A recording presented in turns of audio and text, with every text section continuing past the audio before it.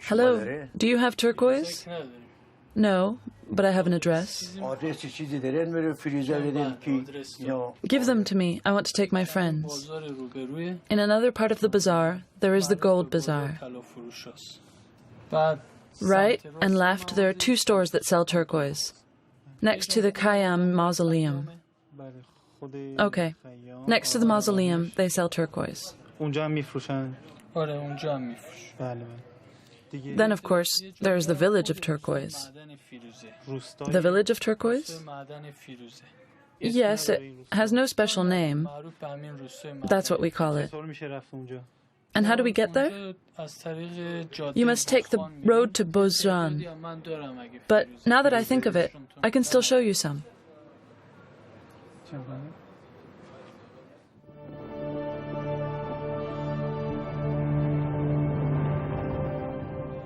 The mines are located on the southern slope of the Ku-e-Binalud chain in a mountainous area that is off limits. The place of extraction of turquoise, near the city of Nishapur, is a closely guarded secret. The village and the mine are closed to foreigners. In the large cities of Iran, the jewelers who sell turquoise have never been in the mines. They have no information.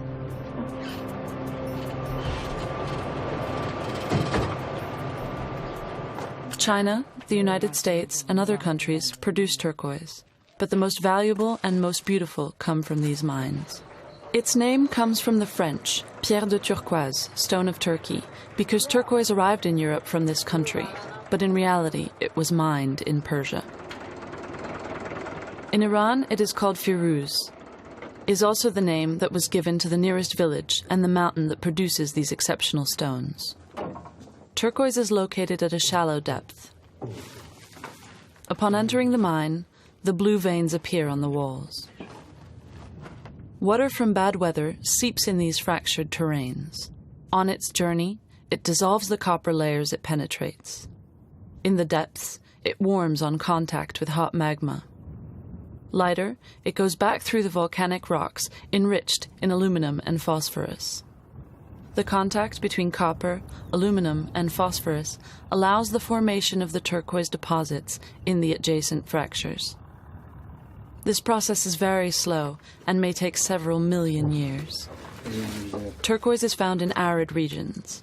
Highly soluble in water, it cannot survive in humid areas. Miners mark areas likely to provide beautiful turquoise with white chalk. These operations take place under the gaze of the director of the mine, appointed to the post for his seniority and his extensive knowledge of the premises. Another specialized team perforates the wall where requested in order to prepare the blast. Indeed, to reach the rock that contains the turquoise, one must dig deep.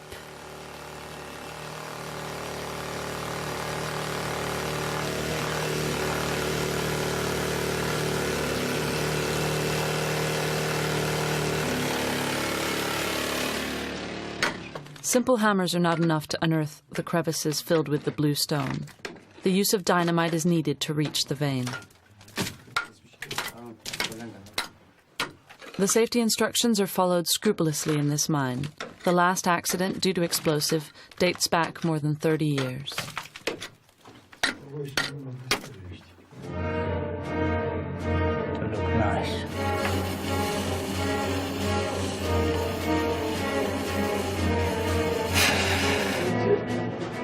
Before each explosion, the mine is evacuated.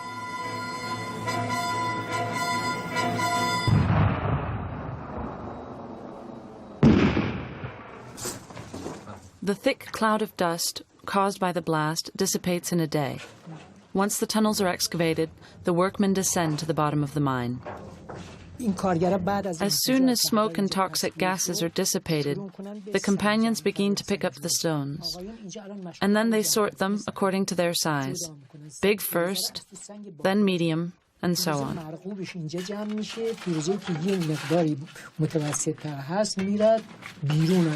The stones are then sorted again in the open by other companions.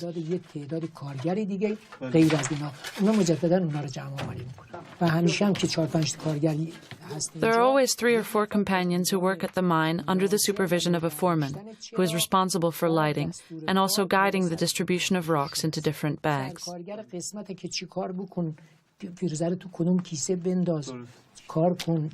In fact, he directs all operations. It is strictly prohibited for miners or anyone else to pick turquoise in the mine for themselves. A manager is there to watch.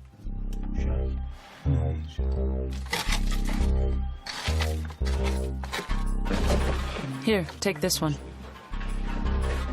It is rare to find large pieces of turquoise. In fact, the maximum thickness of a vein is about 20 millimeters. Due to lack of information, many Western scholars believe that these mines are exhausted. This is not true, but we are far from the time old miners talk about. They say that the finest turquoise in the world sprang like waterfalls from that mine. At that time, more than 2 tons of exceptional quality stones are said to have been found.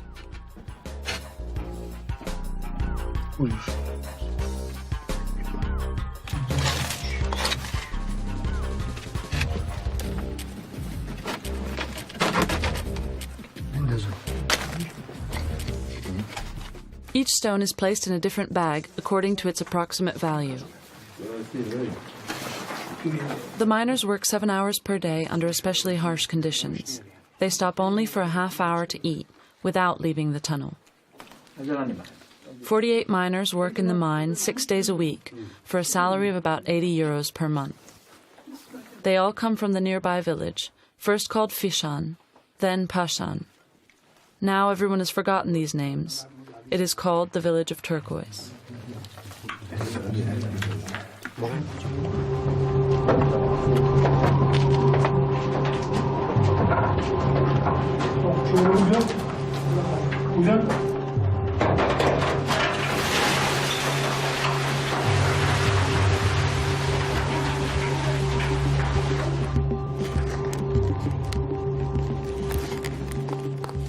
Still under the control of the foreman, the bags containing the day's production, 40 to 50 kilos, are sealed and then transported out of the mine.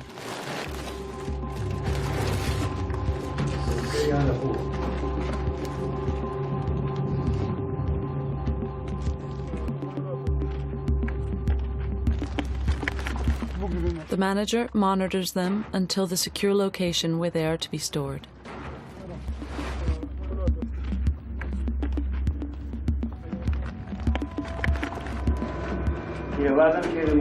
Take the bag and weigh it. All right, now put these 2 bags in. In recent years, the villagers have asked the government to regain the right to mine turquoise on their own behalf. This request was granted. They have formed a cooperative of 332 members who all live in the village of turquoise. Each villager can have only 1 share per family member. The day of the auction, they can buy rough stones that they will have cut by one of the stone cutters in the village. The sale of these stones will greatly improve their incomes.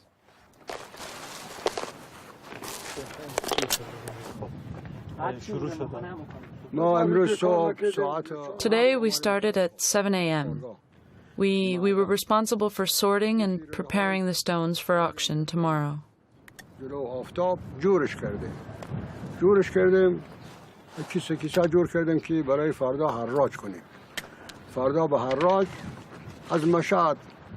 Buyers come from Mashhad, from Nishapur, and other villages.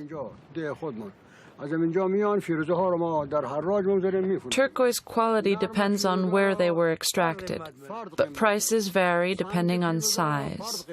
There are stones at 800,000 taman, some are 1 million per kilo. You'll see tomorrow. You'll see tomorrow.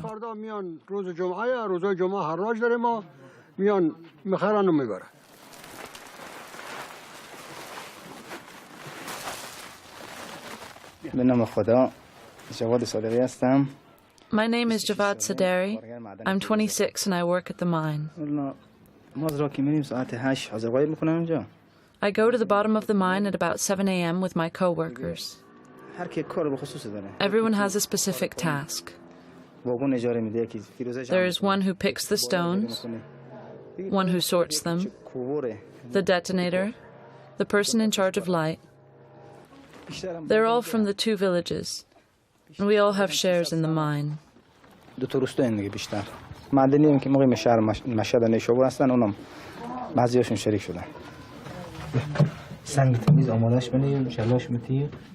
Try a bit of roughing.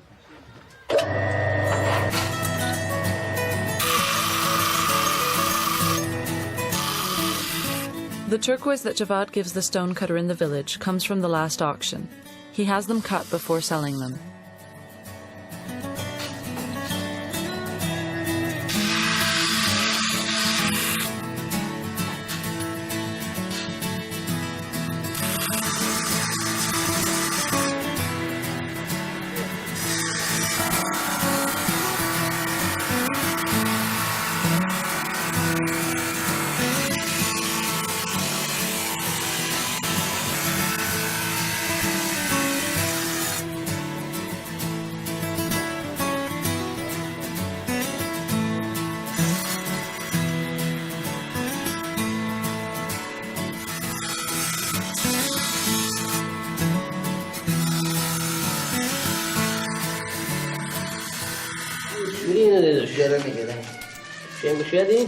Here, look. That's the last arrival from the mine.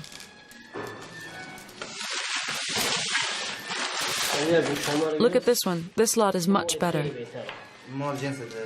Yes, it's not bad.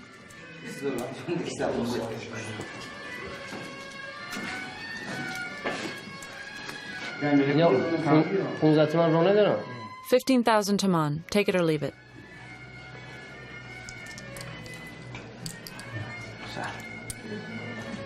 Are you kidding? No.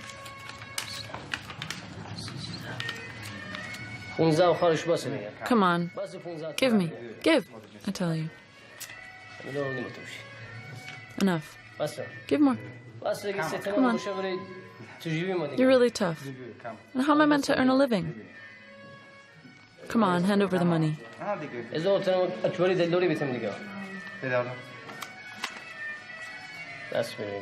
All right, shake on it.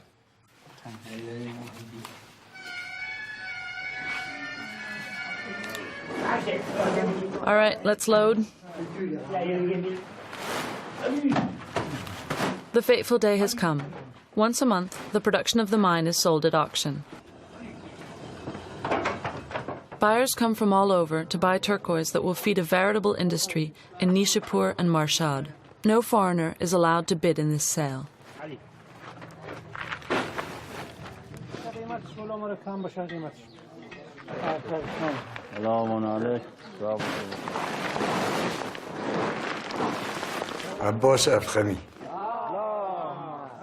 My name is Abbas Rami. I am the director of the mine. My ancestors and my father taught us that the mine had been discovered by a man named Shadat. With turquoise, this Shadat built himself a paradise. The mine had been exploited since then and supports all the villagers.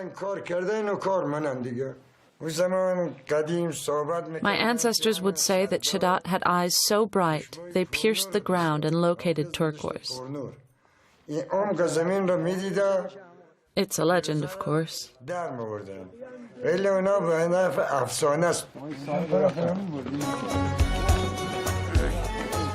The bags containing stones, sorted by the village elders, come out of their secure location and are weighed. They each carry a lot number. Each bag is emptied onto the floor of the mine in front of buyers so they can assess the quality of the stones before making their bids.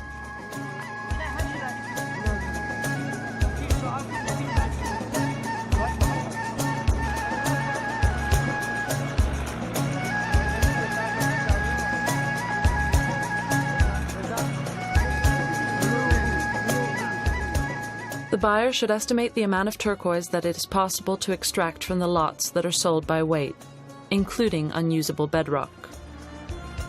The color also has a great influence on price.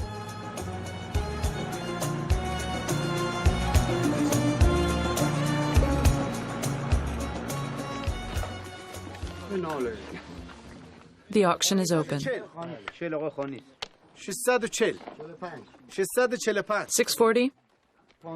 640, 645, 745, 750, 750, Mr. Sali, 750 once,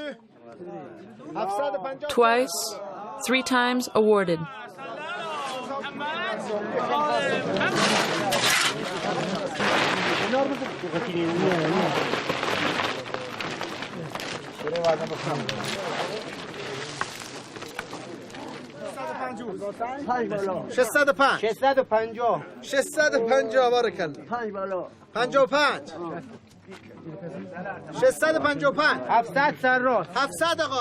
$650 and awarded.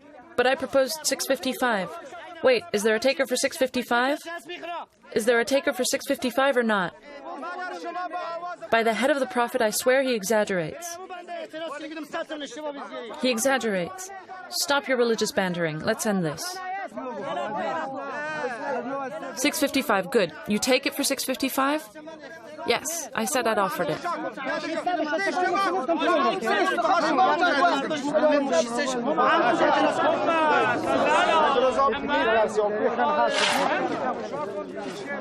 These auctions are a source of conflict between buyers, but when the incantation, "In the name of God, forgiving and merciful," is pronounced, calm returns and we proceed to the next auction.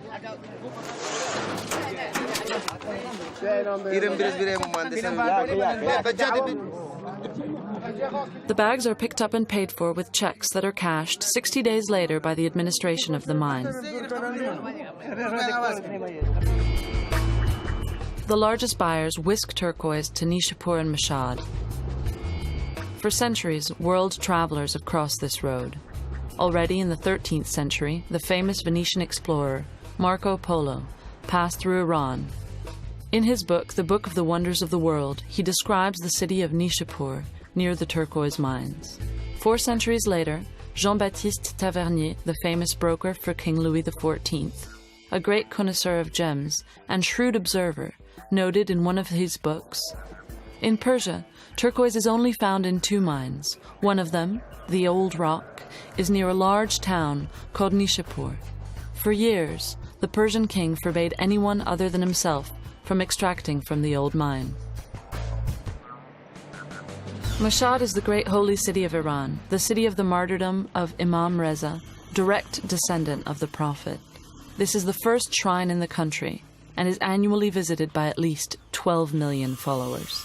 The Iranians are particularly fond of turquoise jewelry. Trade in this city is thriving. Ali Reza has set up a cutting factory on the outskirts of Mashhad.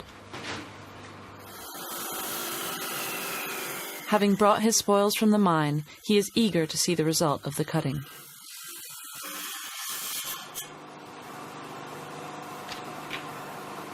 One must first rough hew the stone. With a diamond saw, the cutter cuts the uninteresting parts known as gangue or matrix. This operation is always done in the presence of water to avoid overheating of the saw and overheating of the stone.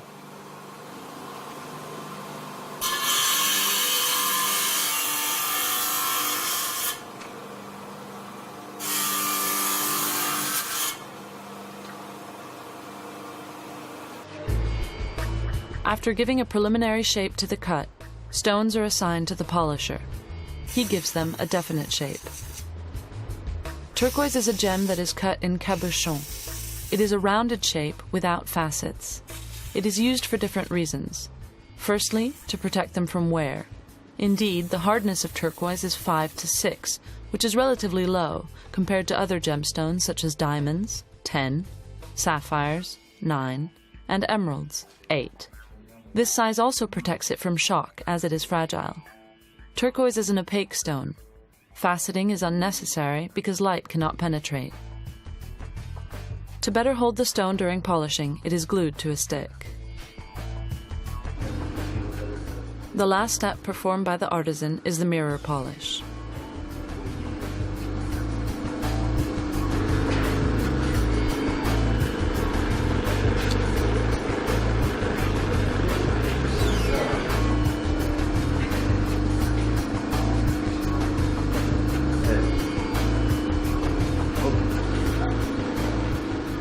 The turquoise carved by Ali Reza are not the best quality. They are called matrix. Veins from the rock traverse the gem.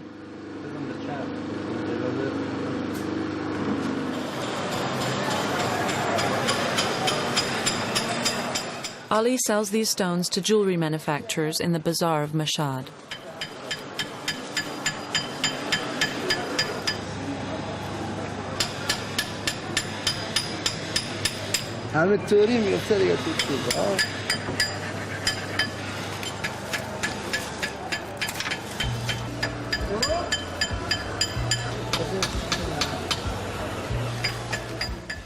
Each setting is made manually based on the chosen stones. The metal used for these rings, meant for men, is silver.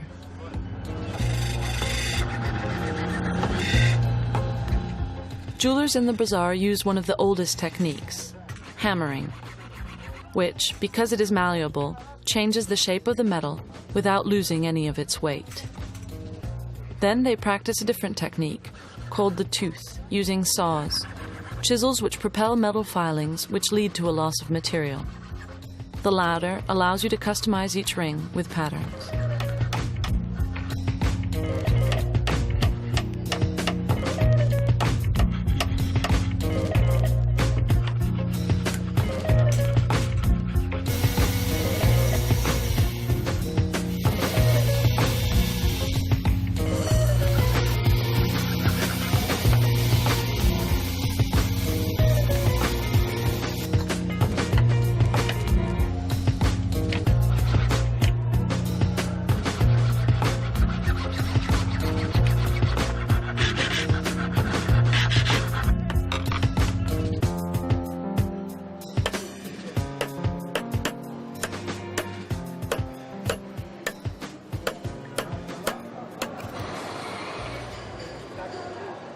The rings are welded with a thin sheet of metal called spangle, placed between the two parties to be connected.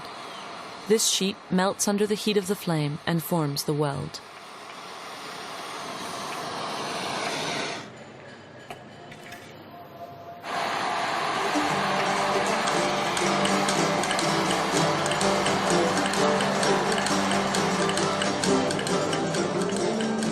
Some merchants have purchased smaller qualities of stones at the auction, but of an exceptional quality. As is the case with Yazdan, his specialty is turquoise for the great Iranian jewelers. Look a bit at what I brought you. Tell me what you can get out of it.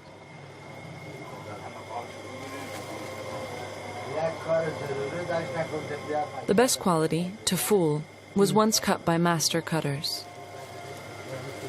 The sorting was done extremely carefully. Turquoise is more beautiful when the color is a deep, uniform blue. They're small, before we really had better quality. Here's one that has a good size.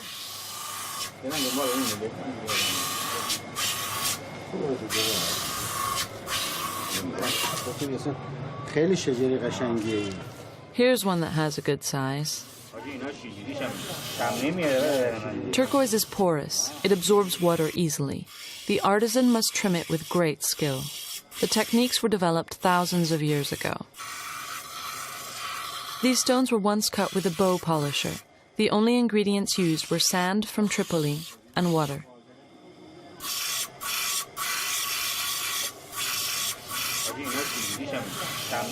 To be sold, each of these gems is crimped onto a copper mount, intended only for presentation. They are made one, by hand. Yellow and red boxes are also characteristics of quality stones. Sellers believe that these colors highlight them best.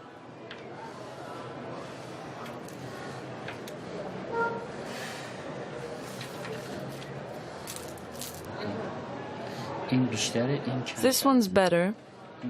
This one less so. This one has more worth. These are all natural stones. There are stones from America, others from Nishapur, from Damrain, from Koch. There are natural stones and synthetic stones. Synthetic stones are artificially colored.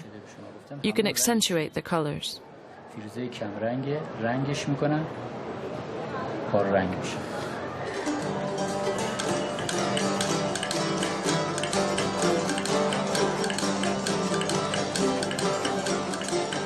A few years ago, mine production of turquoise in Iran fell sharply. Dealers, asked to meet the high demand of their customers, ordered them from other producing countries, principally the United States and China.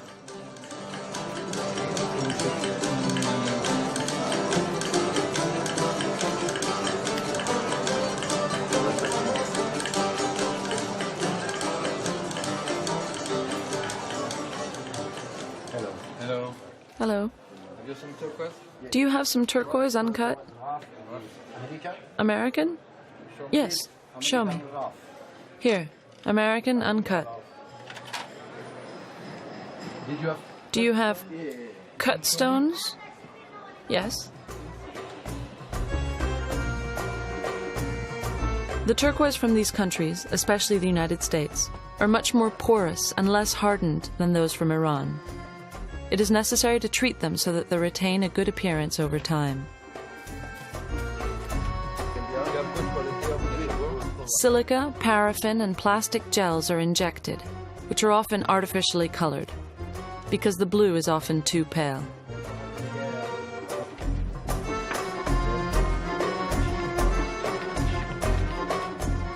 One can notice areas where the dye is concentrated. It is easy to detect these additions because the color is too intense.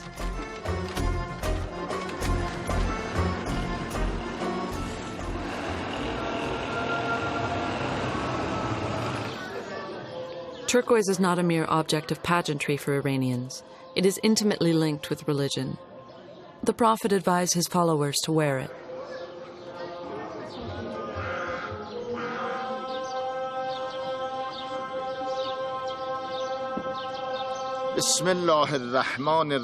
In the name of God, the Almighty and Merciful.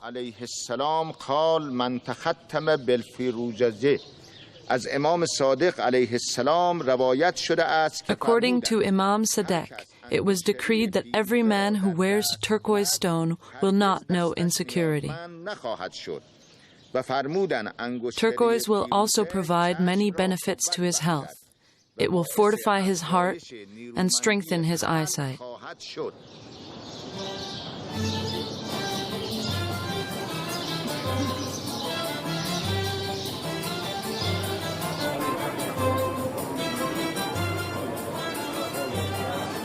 It is particularly men who will wear turquoise. Silver rings, because gold is forbidden. Whole sectors of the bazaars of Iran's major cities are reserved for the sale of these jewels.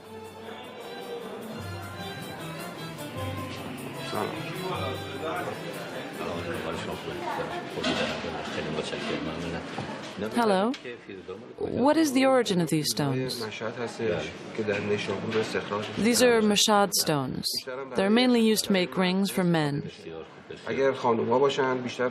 For the rings for women, we choose stones that are simpler and smaller.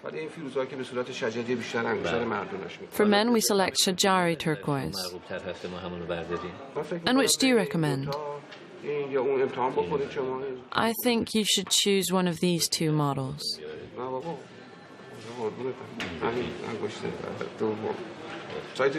Give me a price indication. 15,000 taman. Don't you find that a bit expensive? No, because I present stones of an exceptional quality. And in your opinion, what's best? Without a doubt, this one. این انگشتر خوبیه. How much is that? قیمتش در میاد 95,000 تومان. 95,000 tamon. That's expensive. Give me a discount and I'll become a regular and loyal customer. It's really a remarkable stone, and I can assure you that you're making a good deal. Can you guarantee its authenticity? Of course. Do you want it cleaned? Is it a good size for you? Yes, it's perfect. But I would like an additional discount, and I promise you I will become a very loyal customer. Do you want me to polish it? Yes, please. Come on, be nice and give me another little discount. You want me to polish it? Yes, please.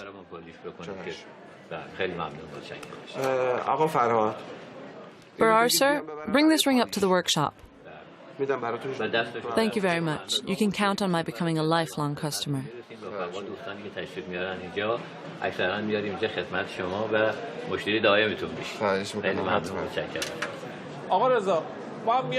I'm sending a stone to clean. Reza, do your job carefully. Don't go too fast. It must be perfect. And send it back to me when it's finished.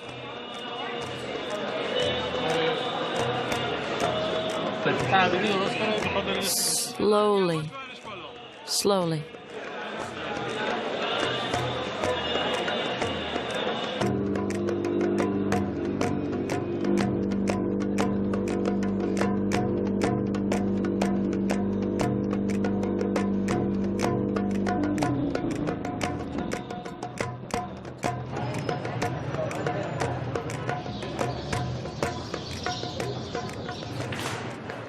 Believers have the right to wear this sacred stone during the prayer.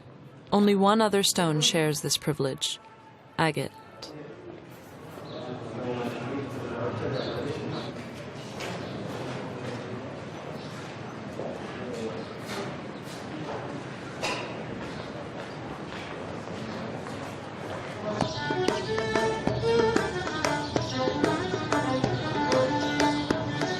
In Iran, women also enjoy turquoise. The reasons are different from those of men, but they do not use it only for the aesthetics of its deep, soft blue. For all time, it's been considered, in these regions, that turquoise wards off the evil eye. Very often, women sew turquoise into the clothing of grandchildren to protect them.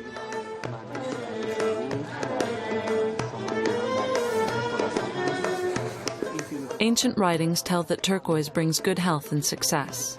It was said that after a battle, no one had ever seen turquoise on a fallen soldier.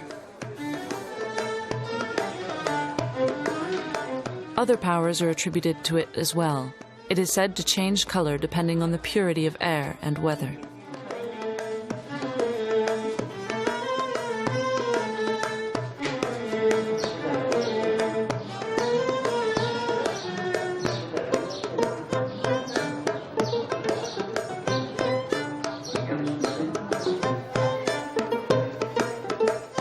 It has long been used as a pigment in blue paint.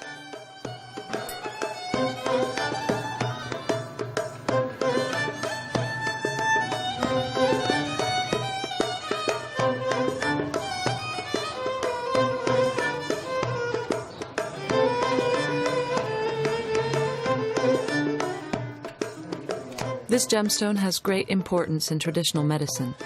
The famous Arab botanist Ibn al-Battar wrote in the middle of the 12th century that they cared for the bites of scorpions and snakes by administering a potion made of turquoise.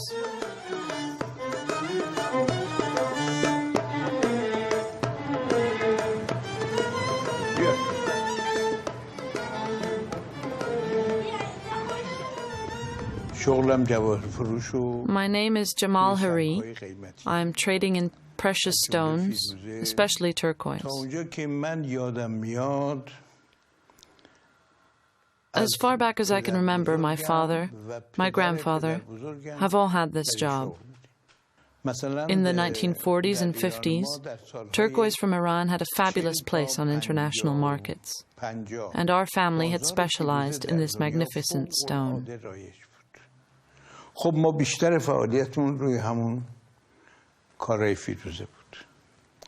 ولی خب دیگه بعد Then the market got a little packed. سنگی یه موقعی رواج داره یه موقع از Turquoise is unfashionable now. ولی خب من همیشه چون به فیروزه علاقه I've always been fascinated by this gem. فیروزه رو یه سنگی Turquoise is a lucky stone. برکت I'm in love with its color. فیروزه فوق‌العاده علاقه‌مندم. On a professional level, I've done much to promote this stone. حرفه‌ای بود برای ما برای معرفی صنعت فیروزه در ایران. والا تا اونجا که There is no scientific data on turquoise. Only experience counts. The Nishapur turquoise has a feature that we are alone in the world to know. سنگ فیروزه نیشابور یه حالت خاصی داره که از نظر ما شناسایی شده است. It's true that Iranian jewelers quickly recognize the source of their turquoise. One of their secrets is the underside of the stone, where the stonecutter always leaves a bit of bedrock, whose color is very different depending on which mine it is from. Throughout history, civilizations of the Far East have turned their gaze to the heavens and admired the blue skies. Turquoise is its symbol.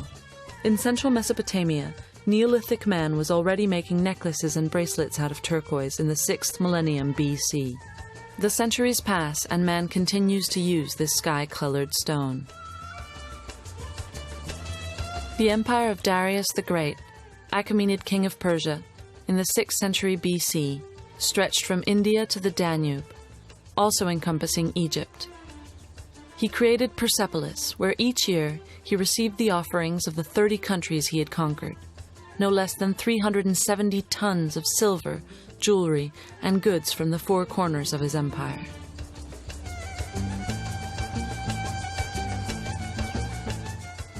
From that time, archaeologists have unearthed a princely tomb near Susa, in which were found necklaces and bracelets made of turquoise. In present-day Afghanistan, near the town of Shibargan, archaeologists have unearthed a treasure belonging to the empire of Bactria, full of gold jewelry set with turquoise, dating back a century BC. The stones used probably came from the mines of Nishapur, near the Afghan border. The history of Persia was a succession of glories and defeats, which enabled it to accumulate and lose some incredible treasures. For centuries, this country was ruled by kings, shahs. Some years before the reign of the Shah of Iran, Shah Muhammad Riza crowned his last wife, Farah Diba, in great pomp. During the ceremony, sovereigns wore exceptional jewels. The Shah's crown, emblem of the Pahlavi dynasty, had been made for his father, Riza Shah. Made of gold and silver, the crown was covered with nearly 4,000 precious stones that were predominantly diamonds.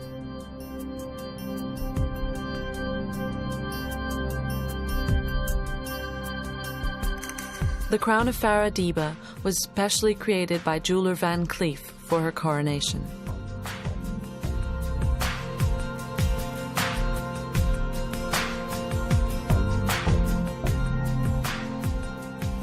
Formerly, the Shahs did not wear crowns. Only a crest adorned their head covering.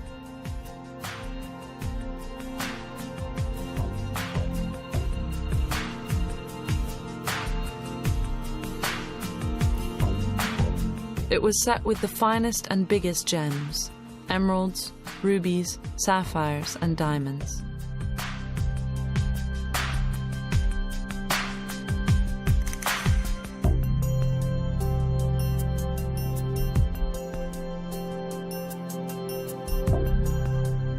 The Shahs of the Qajar dynasty, and especially Fat Ali Shah, changed the tradition with the Kiani crown. In Persia, there is the father of the Shah, named Muhammad Reza, who decides to overthrow the dynasty in place, called the Qajar. He takes a Russian regiment in Caucasus, and with this regiment, he overthrows the dynasty. He's the head of the state and obviously finds himself facing the English. Why against the English? Because there is a strong smell of oil, and in particular on the side of Mosul. So there's fighting with the British. War is good, but at the heart of war is money. So in these conditions, he says to himself, I need money. Minister of Finance, I need money. Your Majesty, the coffers are empty. Under these conditions, get me a loan. Majesty, I quite agree, but in order to have a loan, it has to be lent against something. How do the French do it? They have the bullion of the Bank of France. And us? Nothing. What do you mean, no treasure? Yes, there's the Qajar treasure, called the treasure of the Shahs of Iran. But it's a bit of a mess. Everything's broken, the beads are hanging every which way, and we never counted what it's worth. Have it counted. By the man who calls himself the Minister of Finance? By whom? I have your man, Mr. Louis Boucheron. We can find the trace of the treasure of Persia around the 5th century. Over the course of several invasions, Mongols, Indian rulers, all looted the treasury. Nadir Shah, king of Turkoman Persia, decided to take it back, first diplomatically, but his envoys were murdered. Exasperated, in 1739, he organized a military campaign against the Mughal emperor, Muhammad Shah. He invaded India and entered Delhi with his golden sword in hand. In remembrance of this great victory, the scimitar was called the Conqueror's Sword and set with 1,869 diamonds. Victorious, Nadir recovered the treasure, in which there were extraordinary objects. Most importantly, he coveted 2 stones that were very famous at the time, 2 huge diamonds. The Darya-i-Noor, the Ocean of Light, a pink 182-carat diamond, which is still in the treasury, and Koh-i-Noor, the Mountain of Light, which was said at the time, with its 186 carats, that its price was equivalent to a day of spending worldwide. It is now on the Crown of England. He brought back only 10% of the Persian treasure. The rest was lost and stolen during the return. Nadir was assassinated some years later by his own captains, and the treasure fell into the hands of Aga Muhammad, nicknamed the Castrated Khan, who founded the Qajar dynasty. They remained in power for a century and a half.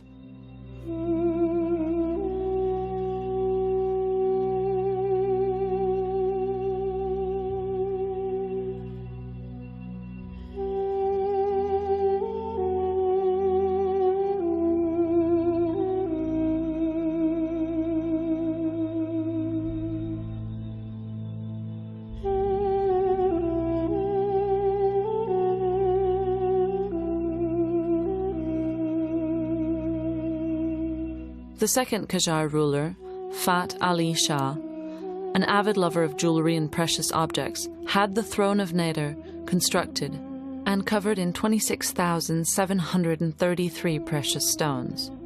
His descendant, Ad-Din Shah Nasser, was more interested in art than politics. While the Russians took control of the north of the country and the English of the south, he had incredible pieces made, such as the Globe of Gems.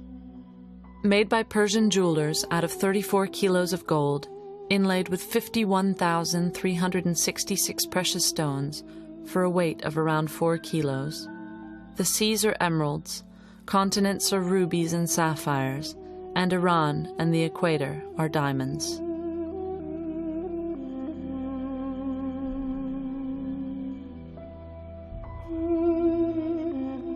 In their extravagances, the princes and kings of Persia did not forget the blue stone emblem of their country. Their jewelers created objects of great refinement, such as the hookah set with turquoise and rubies. Its uniqueness lies in the great care taken in choosing the stones. They are all in the same tones and of the most beautiful color. In 1958, the Iranian ambassador to France called on Mr. Louis Boucheron and said, "Here, you suggested to the Shah in 1928 that he open a museum. Well, His Majesty has decided to make a museum from the treasure of the Shah." Eh bien, Sa Majesté a décidé de faire un musée du trésor du chat. And it's your responsibility. Oh, no, no, said Mr. Louis Boucheron. Look, I'm a jeweler. I'm not a manufacturer of... Sir, you are hereditary keeper of the treasure of the Shah. Only you have a right to touch this jewelry. All others are beheaded. Only you. Sir, wait, I forgot to tell you. Carte blanche and unlimited funds. Ha! That changes everything, said Boucheron. What is ironic is that we did not set up the museum in Tehran, but in France, in a huge building that was the annex of general stores in Pantin. We made the entire museum, except, of course, the jewelry that had remained in Tehran. We even made the device that would cause a 6-ton door to fall in 1 second if a single glass pane was touched. And we disassembled the museum in France. There were 300 tons of cast steel and gold with precious stones, glass, electronics. It was transferred to Tehran via Marseille. We sent 40 workers over there for 8 months to set up the museum in Tehran.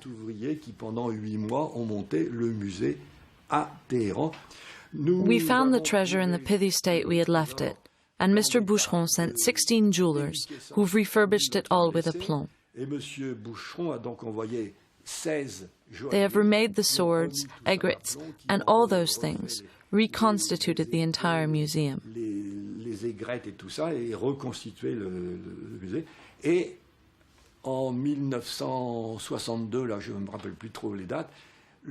1962, I don't quite remember the date, the Shah inaugurated the treasure of the Shah in Tehran.